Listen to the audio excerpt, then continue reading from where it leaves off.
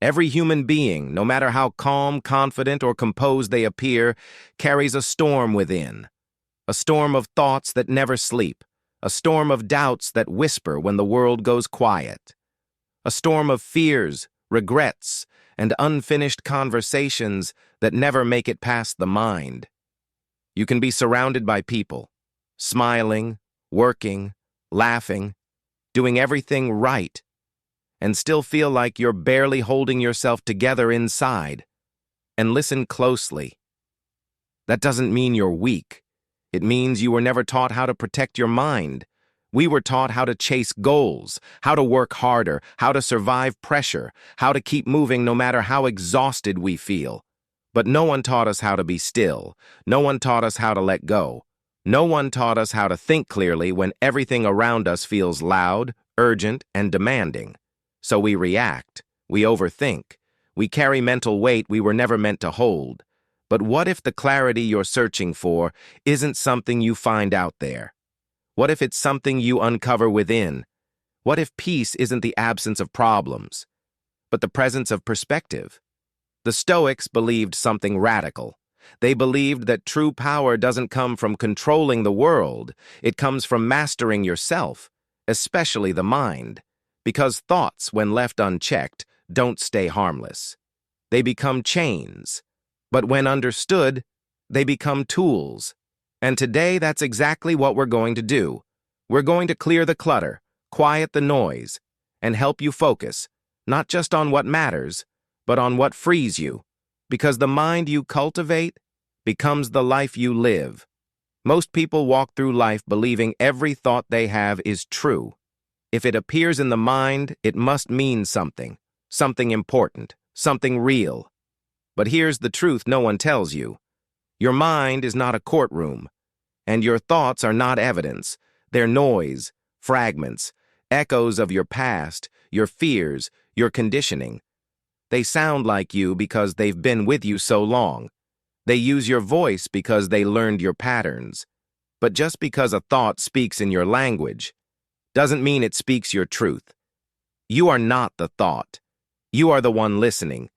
And the moment you realize that, even for a second, something powerful happens. You stop being dragged by every mental storm. You stop reacting to fear as if it's prophecy. You start noticing space between stimulus and response. And inside that space lives choice. You can choose not to follow the same painful storylines. You can choose to pause instead of spiraling. You can choose not to turn rejection into identity. This isn't small. This is where real change begins. Because without awareness, you're trapped reacting instead of responding, surviving instead of living. Some people spend years trying to fix themselves, when the only thing broken was the belief that their thoughts were facts. I'm not good enough. I'll always be this way.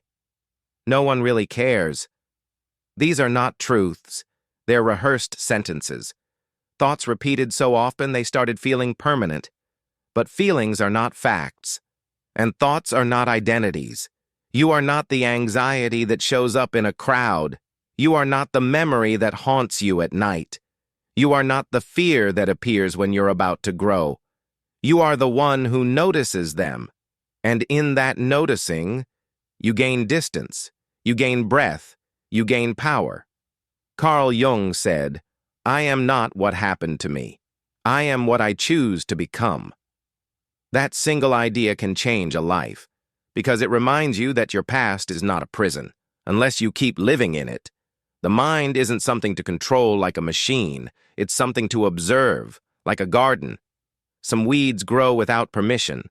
Old beliefs, inherited fears, patterns you never chose. But once you see them, you can decide what stays. Clarity isn't the absence of thought. It's knowing which thoughts don't deserve your energy. Peace isn't mental silence. It's discipline. And discipline grows through awareness. At first, the noise gets louder when you stop feeding it. That's normal. That's withdrawal from habits that ruled your inner world for years. But stay with it, because eventually, silence returns. Not an empty silence, a full one.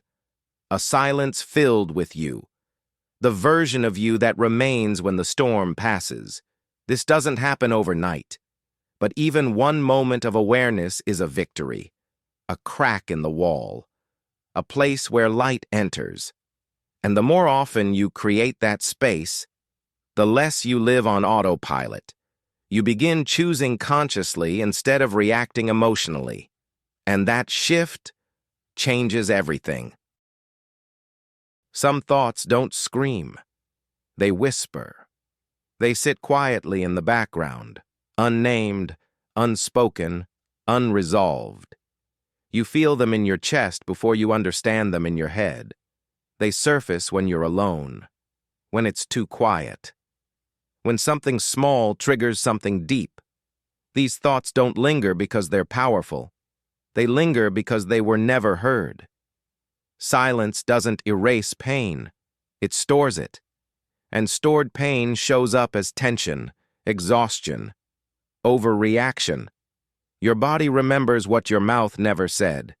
Clarity isn't about thinking positive. It's about being honest. Real honesty. Naming what hurts. Acknowledging what was buried. Because what you refuse to face owns a piece of you. The Stoics didn't avoid discomfort. They confronted it, not to suffer, but to free themselves. Write it down. Speak it quietly. Name it honestly. Expression is excavation. And once something is out of you, it loses its grip. There's a unique kind of pain that comes from living in the past. Replaying conversations, rewriting endings, searching for closure in places that no longer exist. But the past doesn't change, only your relationship to it does. You can't build focus in a mind full of ghosts. Letting go doesn't mean it didn't matter. It means it no longer controls you.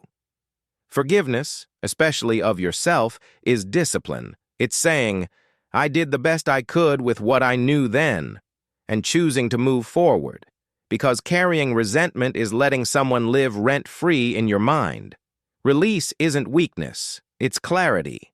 Then there's the inner critic, the voice that sounds like motivation, but feels like punishment. You're falling behind. You're not enough. You should be better by now. That voice wasn't born with you. It was learned. From comparison, from pressure, from expectations you never agreed to. You don't silence it by arguing. You silence it by acting anyway, by choosing progress over perfection.